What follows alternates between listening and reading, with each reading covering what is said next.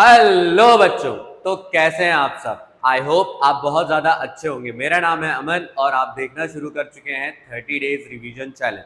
भैया 30 days revision challenge में हम क्या कर रहे हैं, विद इन 30 डेज हमारी बुक का जो सिलेबस है उसे कंप्लीट कर रहे हैं और हम चैप्टर में उन चीज़ों को कवर कर रहे हैं जो हमारे एग्जाम पॉइंट ऑफ व्यू से काफ़ी ज़्यादा इंपॉर्टेंट है। अब आज हम लेकर आए हैं सोशल का नया चैप्टर जिसका नाम है वाटर रिसोर्सेज। अब अगर हम देखें, वाटर रिसोर्स कहने के लिए तो बहुत ज़्यादा आसान है, बट इसके अंदर कुछ पर्टिकुलर चीज़ें हैं जिनके बारे में आपको जानना बहुत ज़्यादा इंपॉर्टेंट है। तो आज हम क्या करेंगे, इन सारी चीज़ों के बारे में यहाँ पर पढ़ेंगे। तो चलो बिना किसी देरी के क्या करते हैं, हम इस चैप्टर को शुरू करते हैं। तो हमेशा की तरह आपको क्या करना है, एक नोटबुक साथ में लेकर बैठ जाना है, अपने नोट साथ में प्रिपेयर करना है। तो चलो सबसे पहले हम पढ़ते हैं what is water resource. Water क्या है?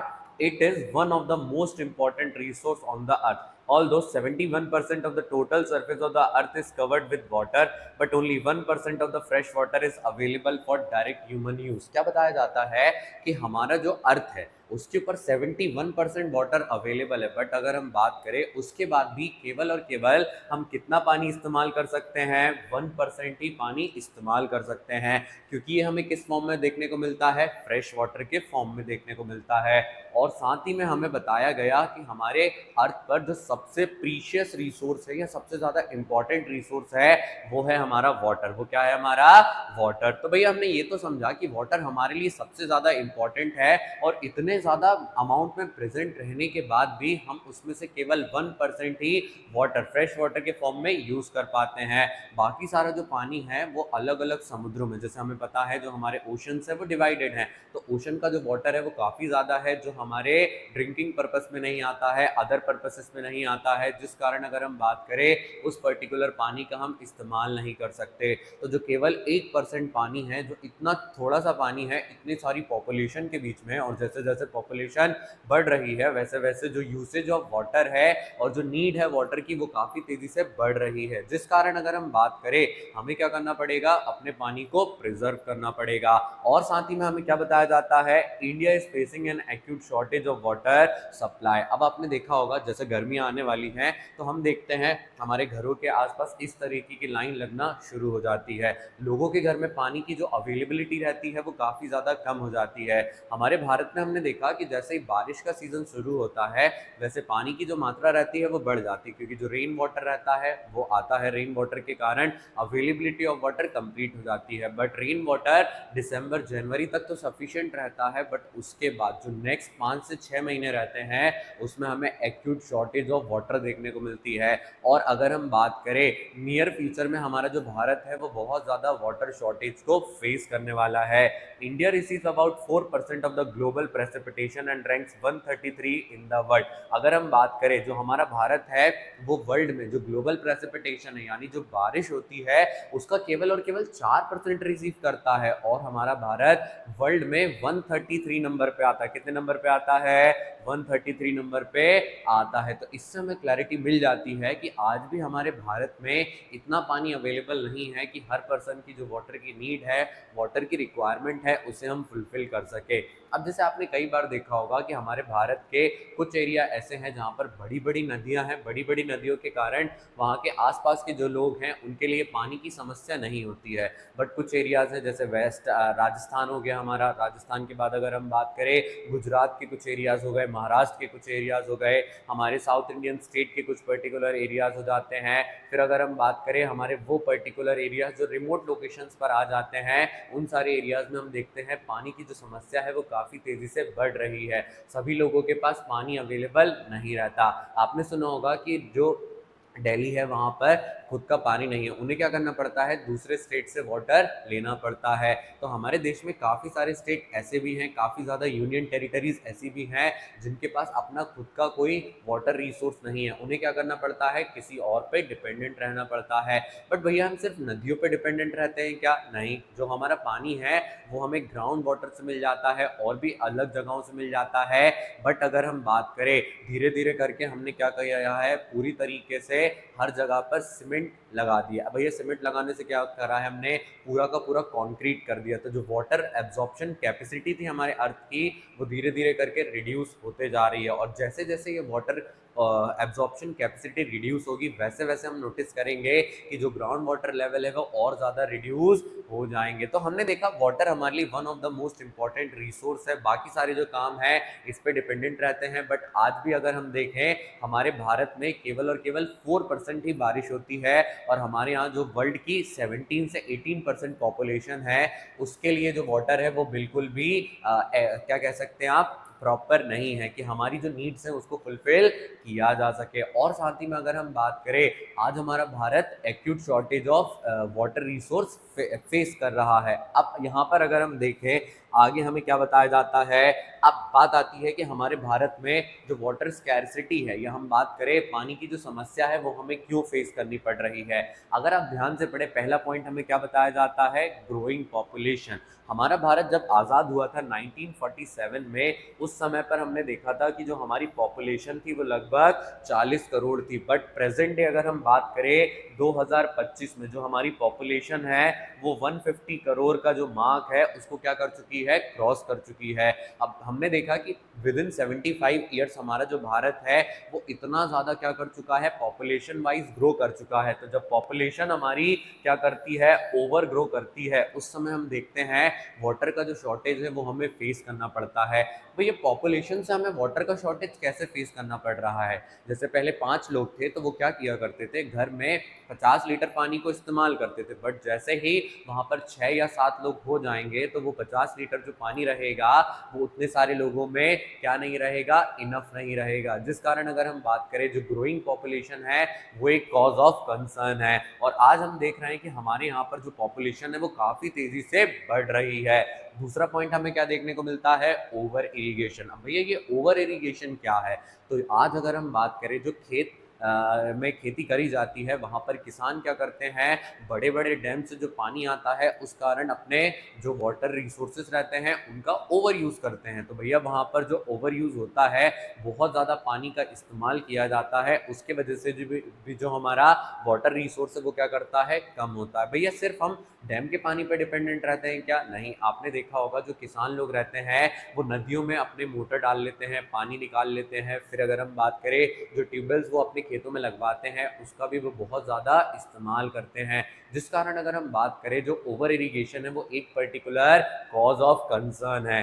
थर्ड पॉइंट के बारे में अगर हम बात करें, हैवी इंडस्ट्रियलाइजेशन। अब भैया हैवी इंडस्ट्रियलाइजेशन कैसे रिस्पॉन्सिबल है, तो आपने देखा होगा कि आज जैसे जैसे मैन्युफैक्चरिंग बढ़ते जा रही है, हमारे भारत में मेक इन इंडिया बढ़ रहा है, वो भले ही इकोनॉमिकली हमारे लिए अच्छा है, बट मैन्युफैक्चरिंग के दौरान जो कंपनीज रहती हैं या जो फैक्ट्रीज रहती हैं वो क्या करती हैं, बहुत ज़्यादा वाटर का इस्तेमाल करती हैं। अब ये वाटर का इस्तेमाल कर रही हैं क्योंकि वो मैन्युफैक्चरिंग कर रही हैं। बट अगर हम बात करें, वो लोग क्या करते हैं, बगैर वाटर को ट्रीट किए उसको डिस्चार्ज कर देते हैं, जिस कारण वो जो ग्राउंड वाटर है उसको तो वो ओवर यूज़ कर ही रहे हैं, बट साथ ही में जो हमारे वाटर रिसोर्सेस है नदियों के फॉर्म में, लेक के फॉर्म में, तालाब के फॉर्म में, उनमें अनट्रीटेड वाटर छोड़ रहे हैं, जिसके कारण वो पानी भी खराब हो रहा है। तो अगर हैवी इंडस्ट्रियलाइजेशन होगा तो हमारे वाटर स्कैरसिटी हमें देखने को मिलेगी। फोर्थ पॉइंट हम क्या देखते हैं, हाइड्रो इलेक्ट्रिसिटी। आज आपने देखा होगा कि हमारे भारत में बहुत ज़्यादा बड़े बड़े हाइड्रो पावर प्लांट लगाए जा रहे हैं। भैया ये हाइड्रो पावर प्लांट क्या है, आपने देखा होगा कि आज बड़ी बड़ी नदियों पे बड़े बड़े डैम बना दिए गए हैं, और इन बड़े बड़े डैमों को कहा जाता है मल्टीपर्पस रिवर प्रोजेक्ट। इनकी वजह से क्या होता है, लार्ज स्केल में इलेक्ट्रिसिटी जनरेशन होती है, जिस कारण अगर हम बात करें जो हाइड्रो इलेक्ट्रिसिटी है वो कहीं ना कहीं रिस्पॉन्सिबल है वाटर स्कैरसिटी के लिए। फिफ्थ और लास्ट पॉइंट हम क्या देखते हैं, अर्बनाइजेशन। भैया अर्बनाइजेशन किस तरीके से रिस्पॉन्सिबल है, आपने देखा होगा जो लोग शहरों में रहते हैं वो लोग क्या करते हैं, पानी का ज़्यादा इस्तेमाल करते हैं। पानी का किस तरीके से ज़्यादा इस्तेमाल करते हैं, हम क्या करते हैं, थोड़ा सा पानी इस्तेमाल करते हैं, बाकी पानी फेंक देते हैं। और जैसे जैसे लोग मॉडर्न होते जा रहे हैं वैसे वैसे उनका जो वाटर यूसेज है वो काफ़ी ज़्यादा बढ़ रहा है, और उसके साथ ही जो हमारा वाटर वेस्टेज है वो भी काफ़ी तेज़ी से बढ़ रहा है। तो हमने क्या देखा, जो वाटर स्कार्सिटी है वो मेनली 5 रीजंस की वजह से होती है। कौन कौन सा रीज़न होता है, जल्दी से मेरे साथ रिपीट करो। सबसे पहला होता है हमारा ग्रोइंग पॉपुलेशन में हम क्या देखते हैं, जैसे जैसे नंबर ऑफ पीपल बढ़ रहे हैं वैसे वैसे पानी की जो नीड है वो बढ़ रही है। ओवर इरिगेशन हम देखते हैं, ओवर इरिगेशन में जो किसान रहते हैं वो अपने खेतों में बहुत ज़्यादा वाटर वेस्ट करते हैं। थर्ड पॉइंट हमने क्या देखा, थर्ड पॉइंट हमने देखा हैवी इंडस्ट्रियलाइजेशन।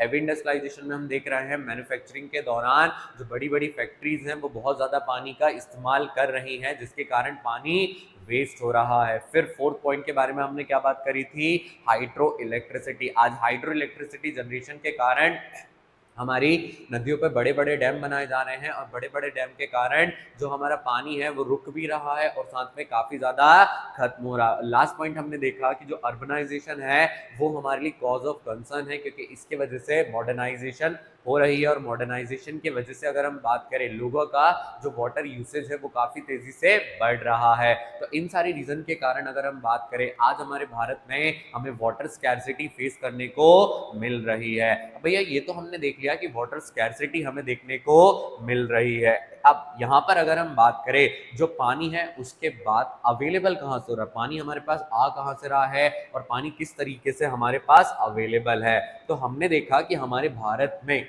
शुरुआती दौर से क्या बनाए जा रहे हैं, मल्टीपर्पस रिवर प्रोजेक्ट। भैया शुरुआती दौर से आपका क्या कहने का मतलब है, तो शुरुआती दौर से अगर हम बात करें जब से हमारा भारत आज़ाद हुआ है 1947 से, जो हमारे पहले प्रधानमंत्री थे जवाहरलाल नेहरू ने कहा था कि जो मल्टीपर्पस रिवर प्रोजेक्ट हैं वो हमारे भारत के लिए टेम्पल्स के समान है। अब भैया टेम्पल्स के समान क्यों है, जिस तरीके से टेम्पल्स क्या करते हैं, बहुत सारे लोगों को जॉब अपॉर्चुनिटी देते हैं, बहुत सारे लोगों का आस्था का केंद्र बनते हैं और साथ ही में अगर हम बात करें कहीं ना कहीं हमारी इकोनॉमी को बूस्ट अप करते हैं। सिमिलर मैनर में अगर हम बात करें ये जो मल्टीपर्पस रिवर प्रोजेक्ट हैं वो हमारे भारत के लिए टेम्पल्स हैं। अब भैया टेम्पल्स किस तरीके से हैं देख लेते हैं। मल्टीपर्पस रिवर प्रोजेक्ट करते क्या है, multipurpose water project are asset project made arrangement for different purposes like water system, hydro powerage, water supply for drinking and modern purposes, flood control and route. यहाँ पर अगर बात की जाए जो हमारे मल्टीपर्पस रिवर प्रोजेक्ट रहते हैं उनको वेरियस पर्पसेस से बनाया जाता है,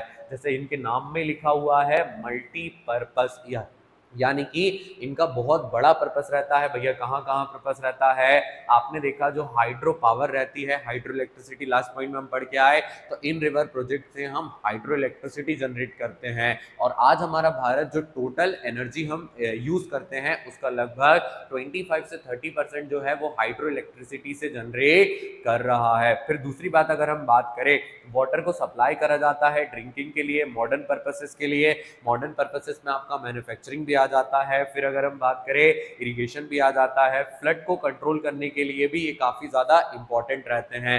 जैसे आपने देखा होगा जब हमारे देश में बहुत ज़्यादा बारिश होती है तो ये मल्टीपर्पस रिवर प्रोजेक्ट क्या करते हैं, उस पर्टिकुलर पानी को अपने अंदर स्टोर करते हैं। नदियों के अंदर जो बहुत ज़्यादा पानी आता है उसको अपने पास स्टोर करके रख लेते हैं, फ्लड को रोक देते हैं। और साथ ही में अगर हम बात करें जो नदियाँ रहती हैं उन्हें अलग अलग डायरेक्शन में भी डाइवर्ट करते हैं ताकि डिफरेंट एरियाज में पानी की अवेलेबिलिटी प्रेजेंट रहे। तो हमने क्या देखा कि जो मल्टीपर्पस रिवर प्रोजेक्ट है वो काफ़ी ज़्यादा इंपॉर्टेंट है क्योंकि इसको वेरियस पर्पसेस के लिए इस्तेमाल किया जाता है, इससे इलेक्ट्रिसिटी जनरेट करी जाती है, इरिगेशन किया जाता है, डोमेस्टिक यूज़ करा जाता है, मैन्युफैक्चरिंग करी जाती है और भी अगर हम बात करें फ्लड कंट्रोल करा जाता है और इसी तरीके से इनके बहुत सारे पर्पसेस रहते हैं। बट अगर हम बात करें जब भी कोई बड़ा प्रोजेक्ट आता है तो उसके साथ वो अपनी प्रॉब्लम्स लेकर आता है। तो ये मल्टीपर्पस प्रोजेक्ट जो कि बहुत लार्ज स्केल पे बनाए गए हैं ये अपने साथ कुछ प्रॉब्लम लेकर आए हैं, जैसे इनके वजह से कुछ पर्टिकुलर न्यू सोशल मूवमेंट आए हैं। भैया न्यू सोशल मूवमेंट में हमने कौन कौन से मूवमेंट देखे हैं, सबसे पहला हमने देखा नर्मदा बचाओ आंदोलन। अब भैया नर्मदा बचाओ आंदोलन क्यों किया गया, क्योंकि अगर हम बात करें माता नर्मदा पर बहुत बड़ा डैम बनाया गया गुजरात में, जिसके कारण अगर हम बात करें बहुत लार्ज स्केल पे लोगों को डिस्प्लेस होना पड़ा, बहुत लार्ज एरिया में हमने देखा डिफॉरेस्टेशन हुआ और साथ ही में अगर हम बात करें बहुत बड़ा जो लैंड एरिया है वो सबमर्ज कर गया, जिस कारण वहां की जो लोकल कम्युनिटीज हैं उन्होंने क्या करा, नर्मदा बचाओ आंदोलन किया कि इस पर्टिकुलर डैम के कारण बहुत ज्यादा पानी क्या हो रहा है, सबसे पहले उस डैम में स्टोर हो रहा है, माता नर्मदा का जो नेचुरल फ्लो है वो भी काफी ज्यादा स्टॉप हो रहा है, जिसके कारण लार्ज स्केल पे कम्युनिटीज ने क्या करा, वहां पर नर्मदा बचाओ आंदोलन निकाला। इनिशियली इस प्रोजेक्ट को किया जा रहा था डिफॉरेस्टेशन के कॉज से, बट लेटर ऑन बाकी सारी कम्युनिटीज इसको ज्वाइन करती हैं एनजीओ के साथ दौरान और इस पर्टिकुलर आंदोलन को बहुत बड़ा आंदोलन बना देती हैं। फिर अगर हम बात करें तहरीर आंदोलन, ये भी हमारे नर्मदा बचाओ आंदोलन की तरह था, जो कि एक पर्टिकुलर दामोदर नदी पर बनाया जाता है। अब यहाँ पर अगर हम बात करें, क्या बताया जाता है, डैम्स क्या है। A dam is a barrier across flowing water that obstruct direct और retard the flow, often creating a reservoir, lake और इम्पाउंडमेंट। भैया मल्टीपर्पज रिवर प्रोजेक्ट में और डैम में क्या फर्क रहता है? अगर आप देखें, डैम डैम कुछ और नहीं है, डैम एक बैरियर है। डैम क्या है? एक बैरियर। भैया बैरियर का मतलब क्या है? जहां से पानी बहुत तेजी से फ्लो कर रहा है उस जगह हमारी सरकार क्या करती है, डैम्स को बनाती है, ताकि जो ओवरफ्लो ऑफ वाटर है, नदियों से जो पानी यहाँ वहां बहकर चला जाता है, वेस्ट हो जाता है, उसको क्या क्रिएट करके, ऑब्स्ट्रक्ट क्रिएट करके डायरेक्ट किया जा सके, रिटार्ड किया जा सके। और अगर हम बात करें रिजर्वॉयर, लेक और इम्पाउंडमेंट टाइप के स्ट्रक्चर बनाए जा सके। ये रिजर्वॉयर, लेक और इम्पाउंडमेंट टाइप के जो स्ट्रक्चर रहते हैं वो इसलिए भी बेटर रहते हैं क्योंकि इनके मदद से बाद में पानी का इस्तेमाल किया जाता है। जहां पर मल्टीपर्पज रिवर प्रोजेक्ट बहुत लार्ज स्केल पे बनाए जाते हैं, डैम जो रहते हैं वो काफी ज्यादा छोटे स्केल पे बनाए जाते हैं। तो हमने क्या देखा कि आज हमारे भारत में वाटर स्कार्सिटी को रिड्यूस करने के लिए मल्टीपर्पज रिवर प्रोजेक्ट बनाए जा रहे हैं। अब ये मल्टीपर्पज रिवर प्रोजेक्ट क्या होते हैं, जैसे इनके नाम में छुपा हुआ है मल्टीपर्पज, तो इनको बनाया जा रहा है ताकि अलग अलग पर्पसेस को फुलफिल किया जा सके।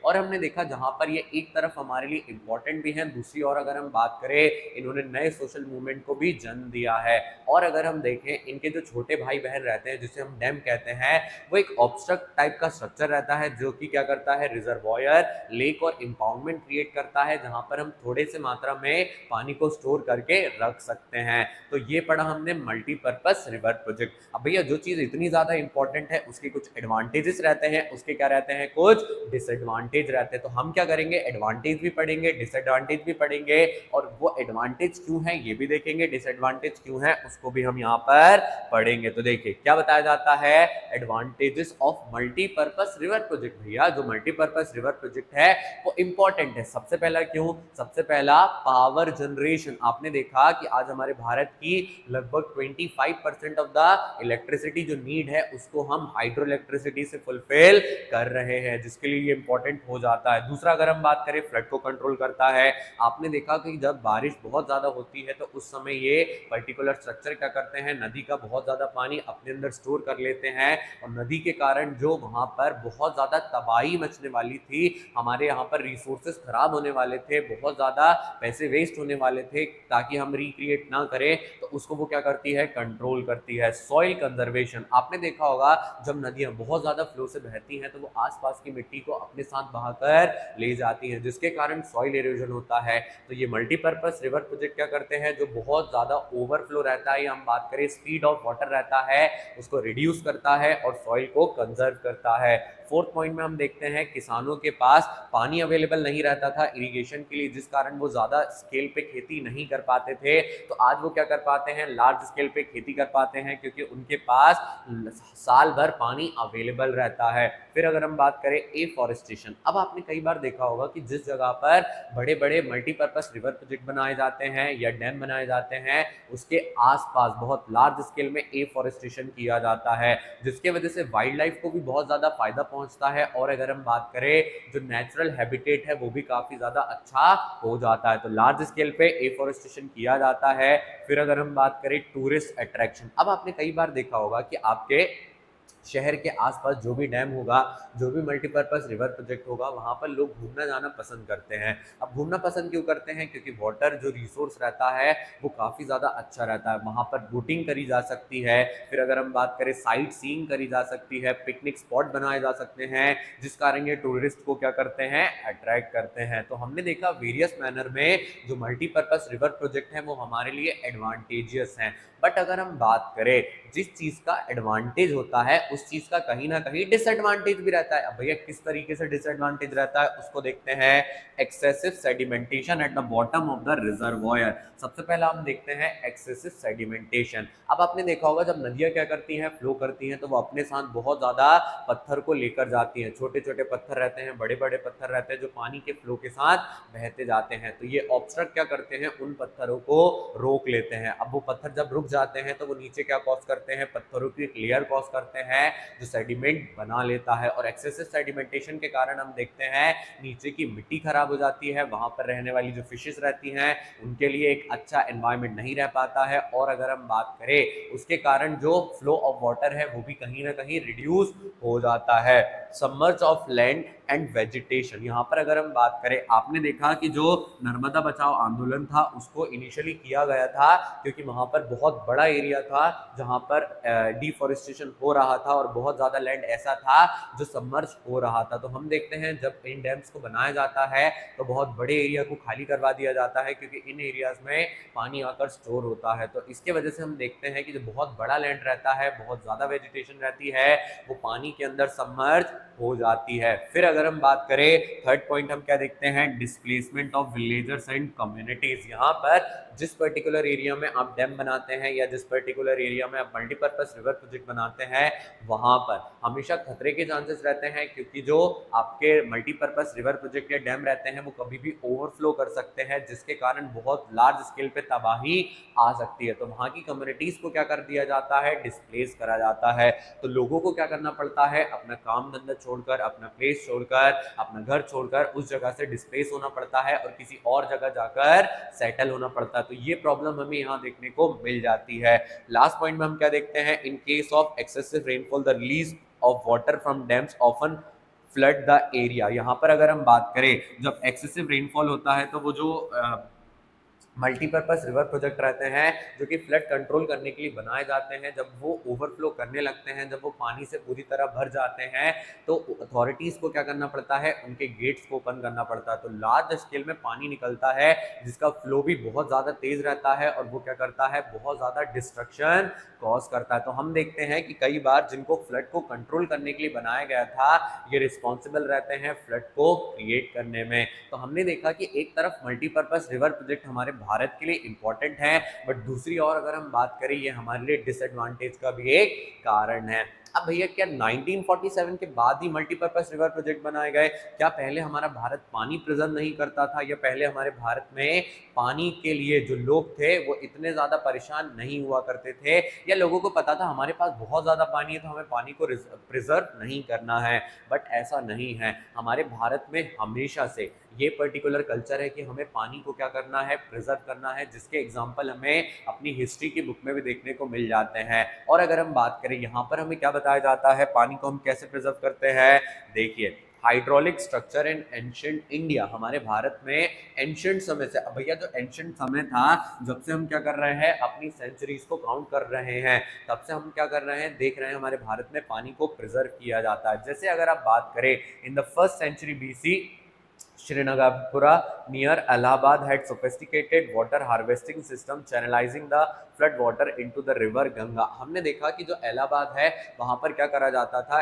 ऐसे वाटर कंडक्टिंग चैनल्स बनाए जाते थे ताकि जो रिवर का फ्लड वाटर है उसे क्या करा जा सके, स्टॉप करा जा सके, और जो फ्लड क्रिएट कर सकता था उसे स्टॉप करा जा सके और वापस से नदियों में मिलाया जा सके। जैसे आप इस पर्टिकुलर स्ट्रक्चर को देख रहे हैं, इस तरीके के स्ट्रक्चर को क्रिएट किया जाता था ताकि आसानी से बहुत ज्यादा पानी जो फ्लड कॉज कर सकता है उसे रोका जा सके। During the time of Chandragupta Maurya dams, lakes, irrigation system were extensively build. फिर अगर हम बात करें चंद्रगुप्त मौर्य के दौरान भी अगर हम बात करें, बहुत ज्यादा डैम बनाए जाते हैं, लेक्स बनाए जाते हैं ताकि पानी को प्रिजर्व करा जा सके। अब भैया हम पानी को प्रिजर्व क्यों कर रहे हैं, क्योंकि इनिशियल से हमारा जो भारत है वो कृषि प्रधान देश रहा है, और कृषि प्रधान देश में हमें क्या करना पड़ता है, कृषि के लिए बहुत ज्यादा पानी की अवेलेबिलिटी रहती है, जिस कारण अगर हम बात करें वहां पर हम क्या नोटिस करते हैं, पानी को हमेशा से बचाया जाता है। In the 11th century Bhopal lake, one of the largest artificial lake of its time was built. और अगर हम बात करें 11वीं शताब्दी में हमारे प्यारे भोपाल का जो लेक है उसको क्या करा जाता है, क्रिएट करा जाता है। जैसे हम सब जानते हैं बड़ा तालाब हमारे पूरे भोपाल के लिए काफी ज्यादा इंपॉर्टेंट है, ना सिर्फ भोपाल के लिए, भोपाल के साथ में आसपास के जो एरियाज हैं उसके लिए भी बहुत ज्यादा इंपॉर्टेंट है। वो पूरे भोपाल और आसपास वाले एरिया को क्या प्रोवाइड करता है, आज भी पानी की जो जरूरतें रहती हैं उसे फुलफिल करता है। और साथ ही में अगर हम बात करें, बहुत लार्ज स्केल पे जो लोग हैं वो क्या करते हैं, वहां पर घूमने जाते हैं, टूरिस्ट अट्रैक्ट होते हैं। तो हमने देखा कि इनिशियल से हमारे भारत में बड़े बड़े डैम बनाए जाते हैं और अगर हम बात करें इन स्ट्रक्चर को क्रिएट किया जाता है ताकि क्या करा जा सके, लोगों की जो पानी की जरूरतें हैं उसे फुलफिल किया जा सके। और ना सिर्फ इन चीजों से वाटर की जो नीड है वो फुलफिल होती है, बट साथ में लोग क्या करते हैं, इन डेस्टिनेशन को टूरिस्ट डेस्टिनेशन की तरह भी देखते हैं। तो हमने देखा कि किस तरीके से हमारे भारत में शुरुआती दौर से जो लेक्स हैं, जो बड़े बड़े डैम्स हैं, वो काफी ज्यादा बनाए जाते हैं। अब यहाँ पर अगर हम बात करें, क्या भैया हम पानी सिर्फ डैम में सेव करते हैं या रिजर्वॉयर में सेव करते हैं, मल्टीपर्पज रिवर प्रोजेक्ट में सेव करते हैं? क्या ये सिर्फ गवर्नमेंट की रिस्पॉन्सिबिलिटी है कि पानी को सेव करा जाए? नहीं, हमारे भारत में अलग अलग एरियाज में क्या करा जाता है, रेन वाटर हार्वेस्टिंग करी जाती है। भैया रेन वाटर हार्वेस्टिंग क्यों होती है, चलो उसके बारे में भी पढ़ लेते हैं। रेन वाटर हार्वेस्टिंग क्या है, किस तरीके से की जाती है? तो अगर आप ध्यान दें, आपको क्लास 8 में पढ़ाया गया था कि रेन वाटर हार्वेस्टिंग एक पर्टिकुलर ऐसा सिस्टम है जहां पर हम क्या करते हैं, बारिश का जो पानी रहता है उसे स्टोर करते हैं, प्रिजर्व करते हैं, ताकि जो हमारी वाटर की नीड है उसे हम फुलफिल कर सके। अब रेन वाटर हार्वेस्टिंग में अगर हम देखें, हम क्या देखते हैं, it is a technique of collecting and storing rain water. यहाँ पर हम क्या करते हैं, रेन वाटर को कलेक्ट करते हैं और अगर हम बात करें डोमेस्टिक यूज के लिए इस्तेमाल करते हैं। अब किन एरियाज में हमें किस तरीके का वाटर सिस्टम देखने को मिलता है?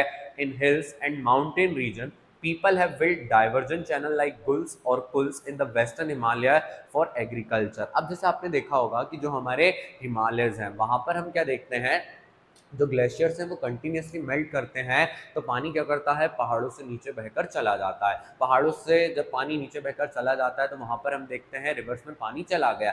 बट हिमालय पर रहने वाले लोगों को जो एग्रीकल्चर करना है, अपनी वाटर की ज़रूरतें फुलफिल करना है, तो वो लोग क्या करते हैं, कुल्स और गुल्स बनाते हैं, वाटर को डाइवर्ट करते हैं, जो कि ग्लेशियर पिघल कर नीचे की ओर जा रहा था, अपने घरों में क्या करते हैं, पाइप लगा लेते हैं। जैसे कई बार आपने वीडियोस में नोटिस किया होगा कि जो हिमालय पे लोग रहते हैं, हिमालय इन द केस मतलब माउंटेन्स पे लोग रहते हैं, वो लोग क्या करते हैं, डाइवर्जन बना लेते हैं, पानी कंटिन्यूसली उनके घरों में आता रहता है और पानी की उनकी जो ज़रूरतें हैं वो फुलफिल होती रहती हैं।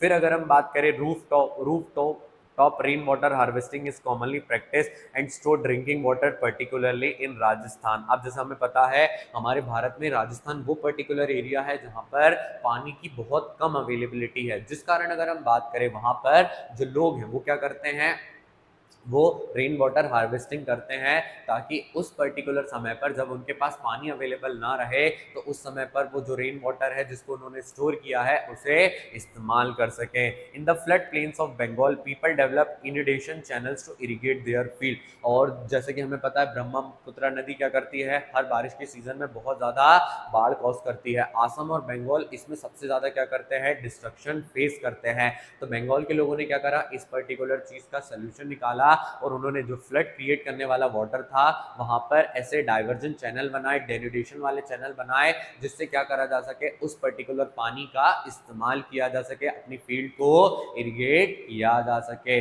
और इसी के साथ हमारा ये वाला चैप्टर क्या हो जाता है, कंप्लीट हो जाता है।